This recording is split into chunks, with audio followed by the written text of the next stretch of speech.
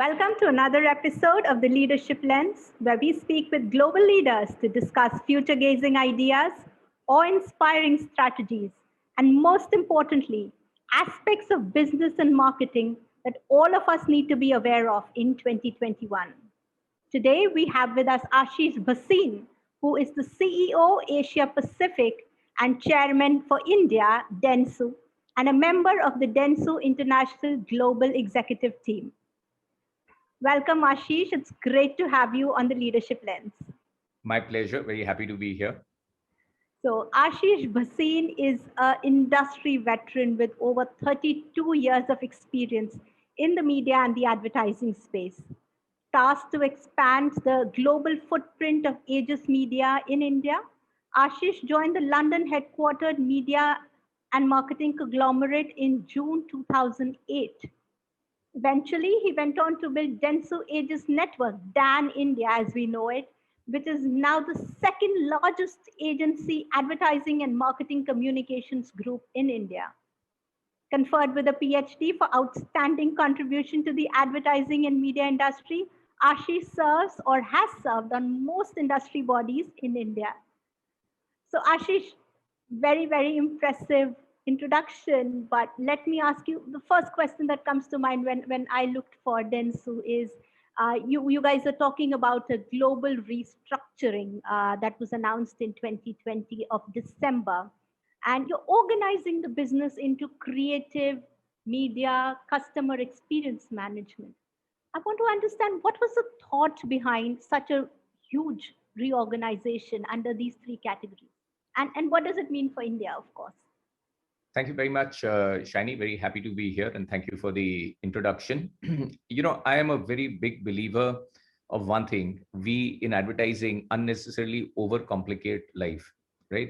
If you look at one of the things, advantages of being an, as you said, veteran, but I think what you meant was old, so long in the business, really is that you've seen various stages of development of the industry. So over the last 33 years, so when I joined advertising many years ago, it was all about generalism, right? As a client servicing person on Hindustan Lever, which was my biggest client, I was in Lintas. Then one day you were taking a creative brief, another day you were taking a media brief, third day a PR brief or whatever, right? And then you would come back to the agency and execute it and so on. So it was an era, you were a generalist. It was an era of generalists, right? Now, fast forward 30 years later, the whole digital revolution has happened. Agencies kind of moved away from being bundled to unbundled to rebundled and all of that. Today, a client doesn't want to talk to a generalist. He wants to talk to a specialist, that to a super specialist, right? Because so if it is digital, he wants to talk to a digital expert. Within that, if it's search and performance, he wants to talk to a search and performance expert, and so on and so forth. So I think that era of generalism is over. We are in an era of specialisms. But what has really not worked for the industry is that we just, made client do the coordination.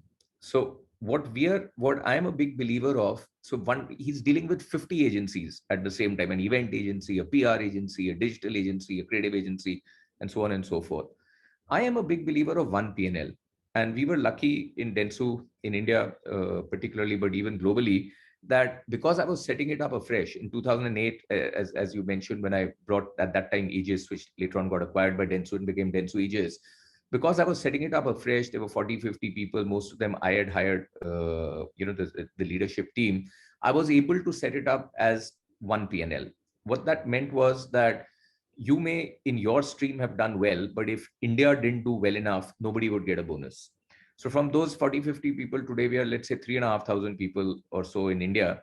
That philosophy still continues. So you can't get away from specialisms. You have to have the best of services to provide, marketing services to provide to your clients. But at the same time, you can't sort of fragment it away and expect the client to do the job of bringing it all together. So I believe that the best solution an agency can give is all the benefits of specialism without the hassles of siloization. And somewhat what we have done globally is in that same direction. Over a period of last many decades, we landed up with more than 150 brands. So first of all, there is an effort, as you may have read, to rationalize the brands. So globally, there'll probably be 6, 7 brands, plus there will always be some local or regional brands and so on. So reduce the number of brands on that. And the services that we are providing, we're calling them service lines. We have sort of organized them in very three simple buckets, so to speak. We call them service lines. One is creative, one is media, and one is customer experience, right? CXM. And I think all our brands, all our businesses should fit into one of those. And collectively, they should work together as one Dentsu, one PNL.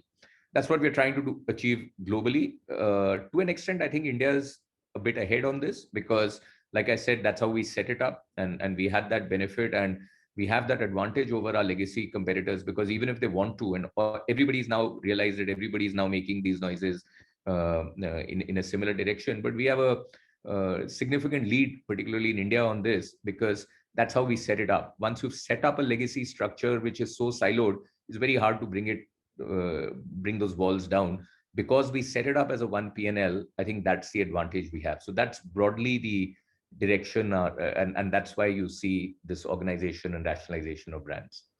Amazing. So unification of this huge conglomerate into one PNL. I think that's a massive effort and a massive project that was undertaken in 2020.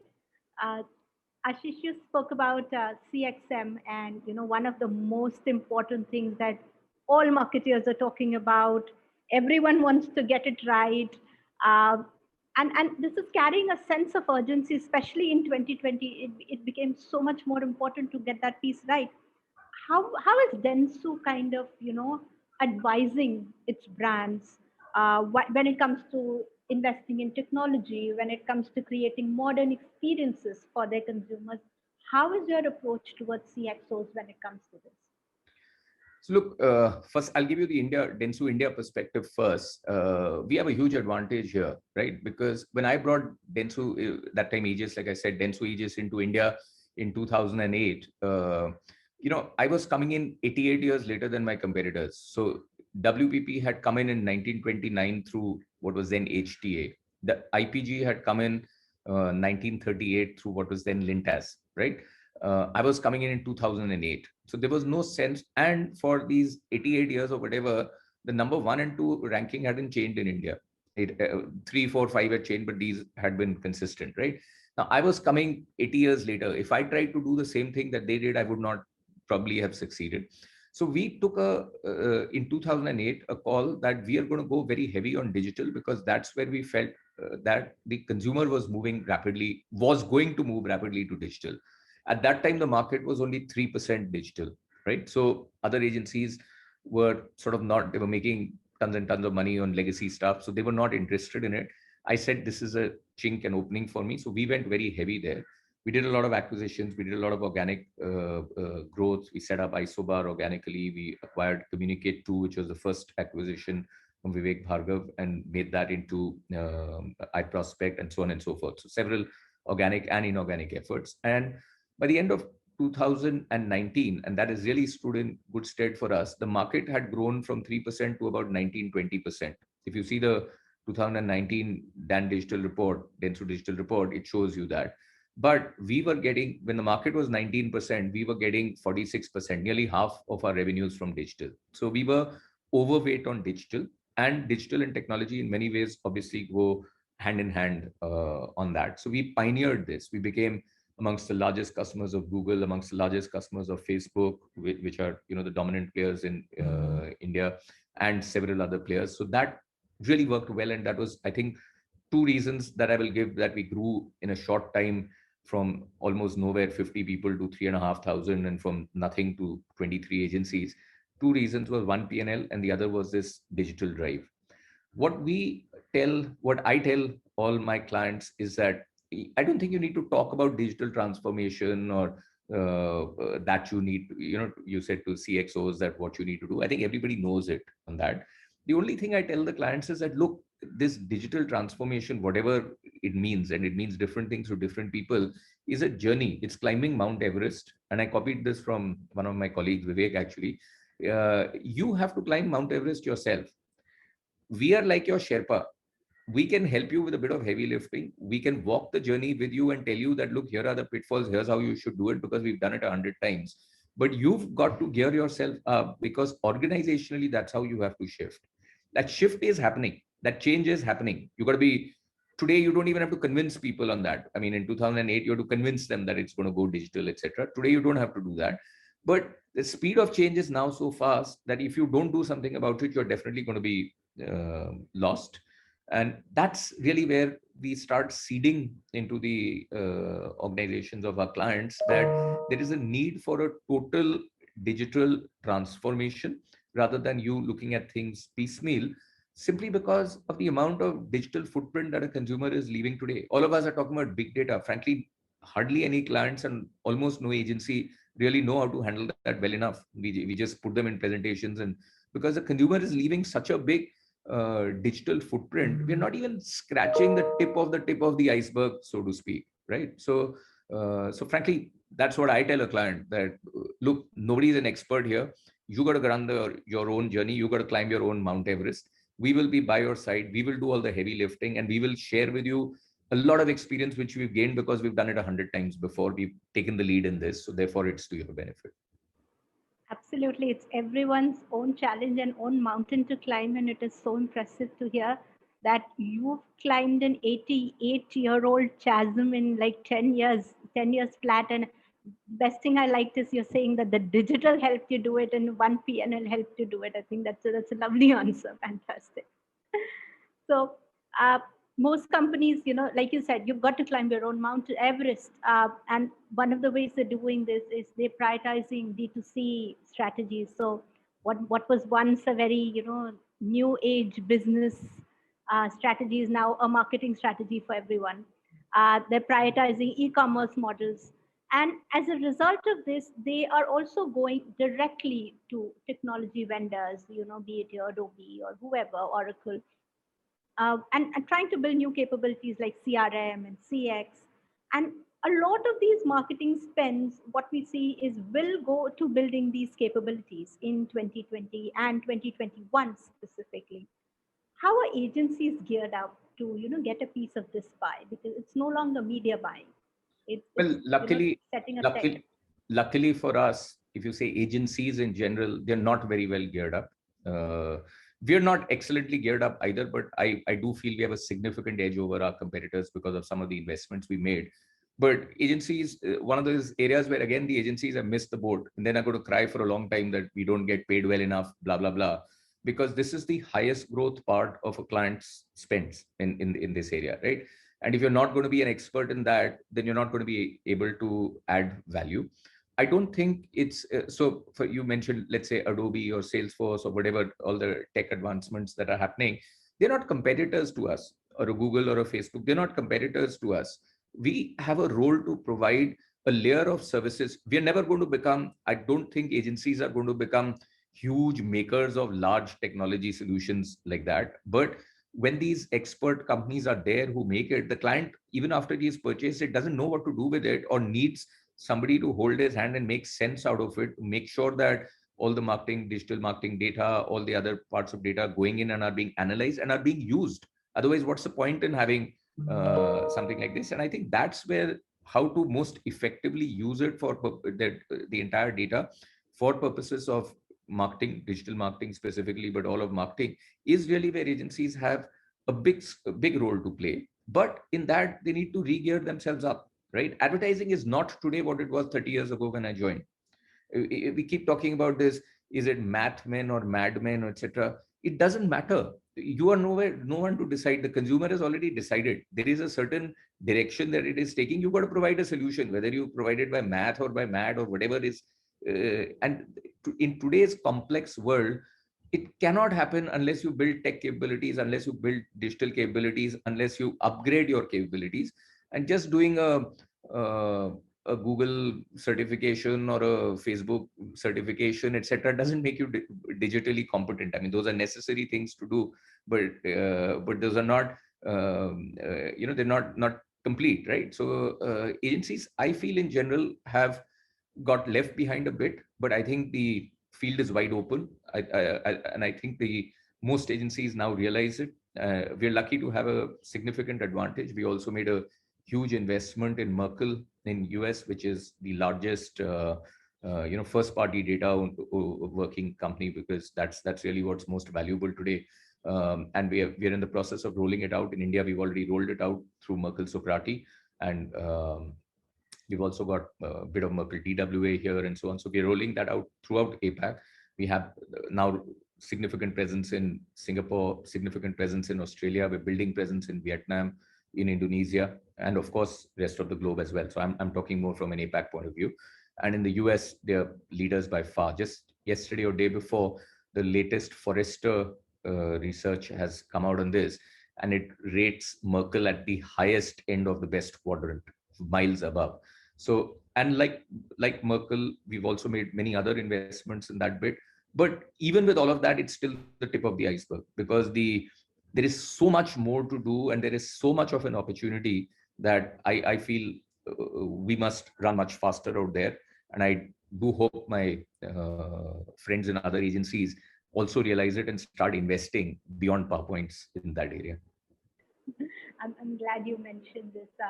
I think first party data is becoming so important in a privacy centric world. We're seeing so much regulation, and the browserless and the iOS, everyone is, clamping down on using third party data.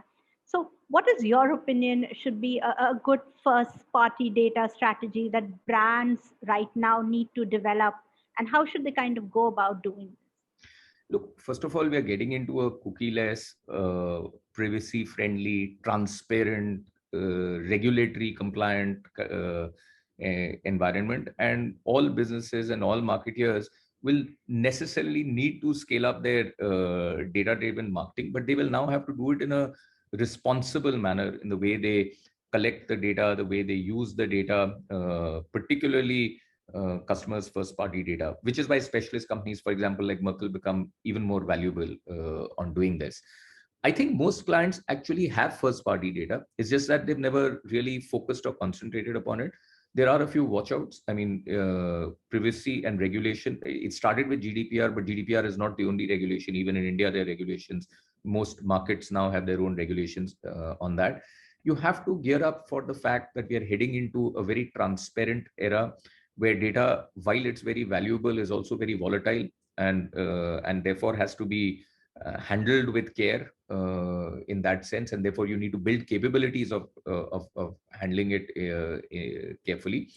But equally, there will still be scope of partnerships on data. So while you may have your first party data, you can also use other cohorts, other sources to sort of it's almost like rent the data or pool the data kind of an environment that we might get into, of like-minded responsible parties, because it's a perishable commodity, right? And it's almost infinite in its scope. So it's extremely important to develop your first party data strategy, but equally it's important to see how you can build upon it.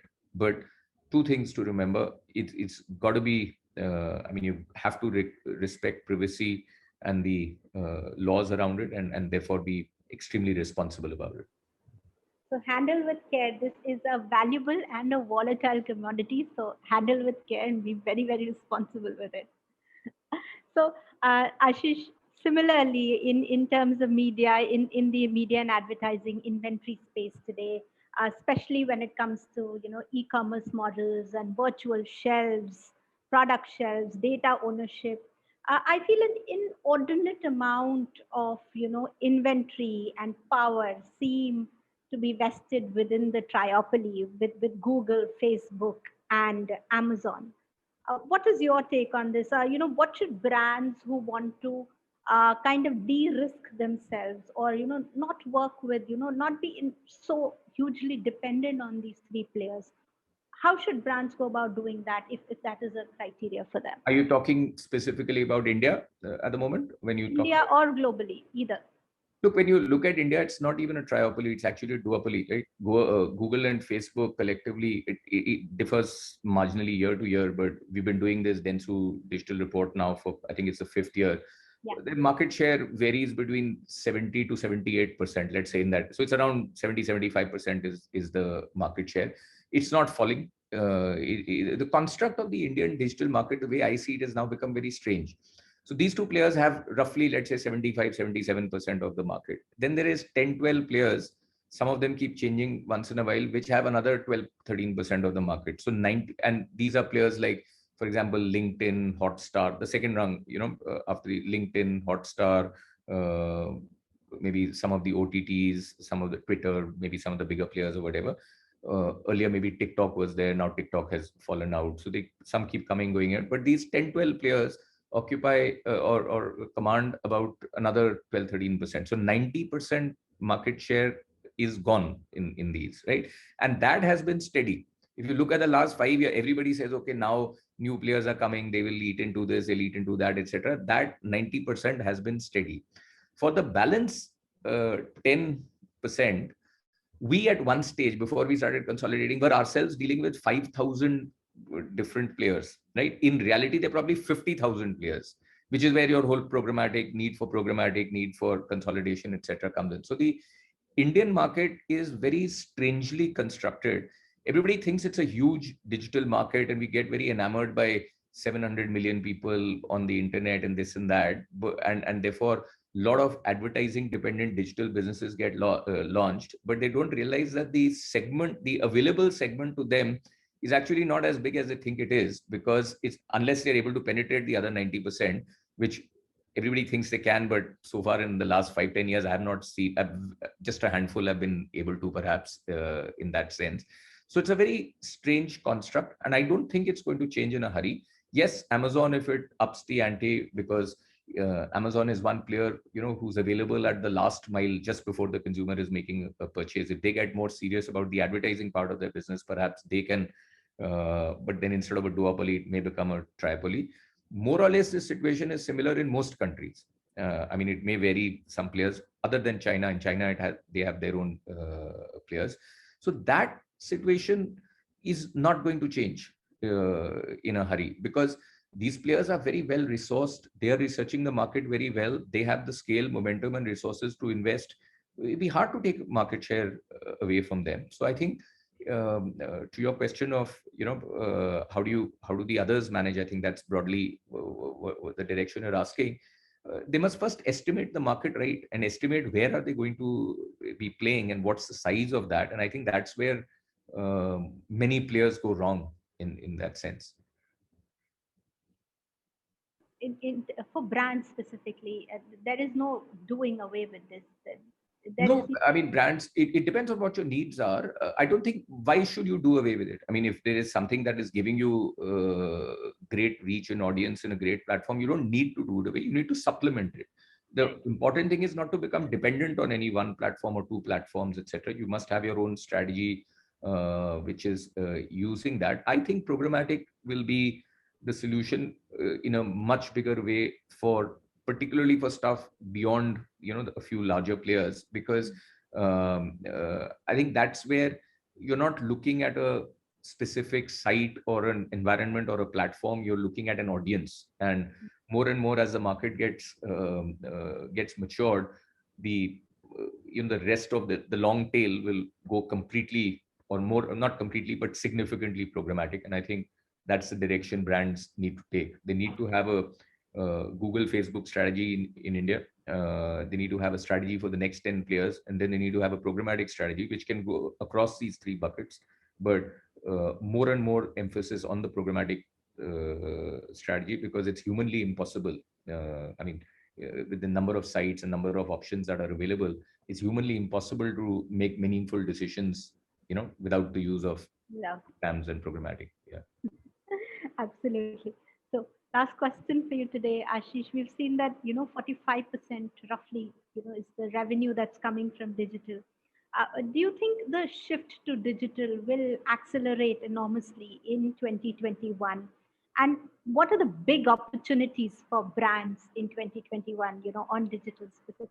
So let me correct you. I don't think 45% of the revenue in advertising comes from digital. I think so. 2020 was a bit of an aberration year. 2020 was a great year from a narrow digital point of view in that sense, because for the first time ever in 100 years of advertising, digital became the second largest medium.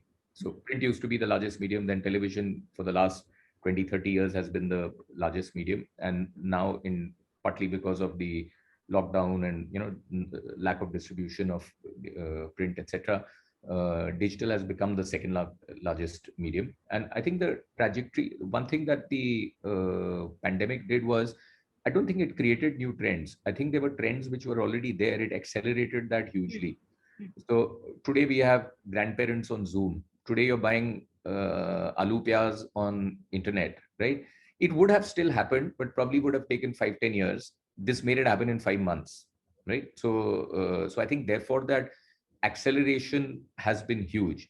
But if you look at the CAGRs, the compounded annual growth rate, roughly in India, the advertising market, it has been growing at around 10%, the overall advertising market, right? Some years are downward, but if you look at a longer period, you'll get about a double digit, just about a double digit growth. Our prognosis is that if you look at the CAGR going forward, projected for the next 5 years, that's going to be also around, it's going to be around 11%, right? So 10, 11% is the rate at which advertising is growing. Digital has been growing at a CAGR of about 25, 26%. Obviously, as the base grows larger, the rate of growth will relatively slow down. So, but it'll still grow upwards of, let's say, mid 20s or so. So at any point in time, for a long time to come, digital is going to be growing 2.5 times the rate of the average of the advertising market, which means that rest of the market is at an average growing less than 10%, if this is growing at 25%. That trend is going to continue for quite some time, because I believe that in the next 2 to 3 years, another 250 to 300 million users in India are going to come onto the internet. And these are not users that are going to come from Mumbai, Delhi, Bangalore, Chennai, etc. They're going to come from tier 3, tier 4 towns, from rural India. All the efforts that the government is making, every panchayat office today is being digitized. We're laying a fiber network throughout the country. So it's bound to happen. The cost of data is the lowest, all those things. So another 250, 300 million people are going to come into digital. A very interesting point comes in. So the reach of television today is about 750, 800 million. 75 to 80 crore people are reached by TV. The reach, IMA gives different figures, you guys give different figures, but I believe the real reach of internet today, effective reach, is about 450, 500 million, right? In about 18 to 24 months from now, the reach of internet, reach of digital will equal to across the reach of TV.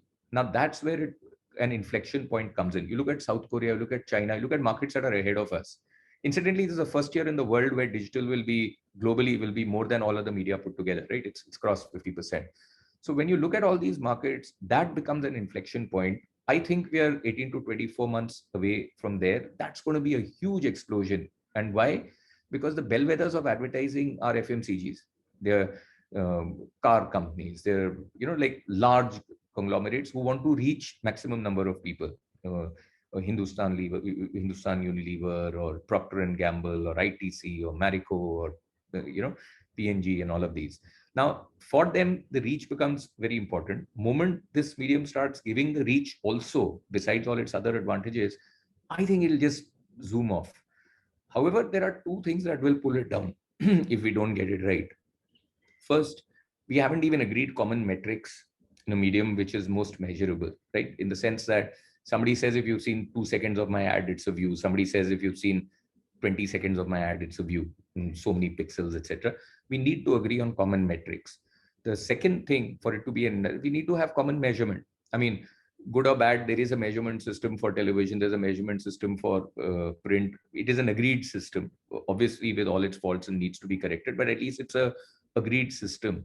In digital, we don't yet have that, which really surprises me, perplexes me, because this is the most measurable of the medium. So I'm optimistic that as a fraternity, we'll be able to come together as an ecosystem and crack these two problems. If we get this right, I feel that India is probably going to take the lead in terms of growth in digital marketing, innovative use of digital in marketing, because in a country as complex as ours, it solves a hell of a lot of problems, from governance to reaching the product to reaching the consumer in areas which are otherwise existing. Where we have near universal mobile penetration now happening, rates are lower. So it solves hundreds of problems for us. So I hope we get these right, because then all the calculations and the CAGRs which I've told you will probably go out of the window and will go even faster than that. But I'm optimistic we'll get there. But one problem with us is Indians, somebody said we're argumentative Indians. We just keep arguing and trying to get a Lamborghini right. We first must get a basic car right that takes us somewhere and then try to build upon it. We've fallen into that trap, but hopefully as an ecosystem, we'll get out of that. But Ashish, is this an India problem or is this a global problem? The Well, lack of carbon to an extent, it's a global problem because it is very similar issues. But I think some countries have kind of evolved more agreeable, more commonalities than we have. I think we do have a lot to learn from some other markets who have handled this better than what we've had. Here, we've become dependent on individual platforms largely for their data, and have started using and therefore left hand doesn't talk to right hand because it's coming from 5 different sources. I think that some countries are ahead of us, though nobody has really perfected it. Also, we're dissecting the consumer, right? Saying this is analog, this is digital, this is whatever. The consumers are like, you are watching the same content, whether you're watching it on a 3-inch screen or a 12-inch iPad or computer or on a 80-inch screen. It doesn't matter. It's the same content. And sometimes the consumer is watching both parallelly and so on. But our measurement system is measuring it in silos. And here again, just like how I spoke about one P&L and one Dentsu, I think we need to have one view of the consumer, and everybody gets it, and hopefully we will get there soon. But if we don't, I think that's one obstacle we need to cross. unity in diversity, what we've always spoken about for the country, is true for digital as well. What is your advice to marketers who've kind of so I said 2020 was difficult. Everyone started doing different things, trying to survive, trying to thrive. Should they go back to their 2019 thinking? Should they do something different? How should they kind of reset? Look, the world has changed. The world has changed. You can't drive ahead looking in the rear view mirror. That's gone. It's never going to come. Right? Similar items may happen again, but that part is gone. It's like a river where the water has flown. That water is flown away. So everybody who says that we will soon get back to normal, I just feel like laughing because you'll never get back to what you are calling as the normal. Then we say new normal. There's no. You just have to see. It's in marketing. There's one very simple principle you learn on day one that you enter marketing, but unfortunately you don't really learn it even on day million when you leave marketing, and that is follow the consumer. For the first 25 years of my career, out of let's say first 20-25 years of my career out of 32-33 years, I felt that we were leading the consumer. Agencies, clients, we used to do research. We used to tell the consumer, this is good for you. It was broadcast. We would craft a message and we would give it out to the consumer. And you felt we've done all the research, so we are ahead. And the consumer will come there because we're telling them to come there.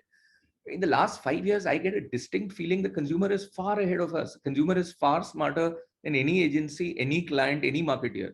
And so the best thing we can do is follow the consumer. You can no longer control your communication.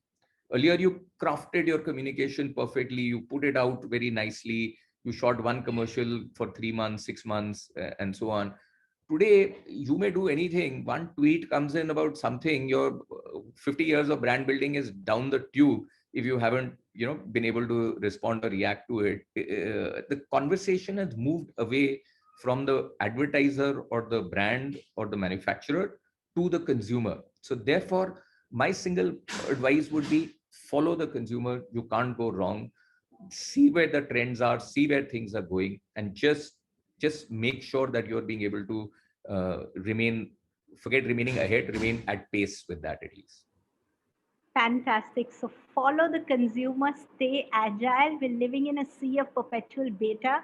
So agility and keeping your eyes open is going to be most important. Thank you so much. That is a wonderful conversation that we had, Ashish. Thank you so much for your time with Leadership Lens today and at Tech. My pleasure. Thank you for having me.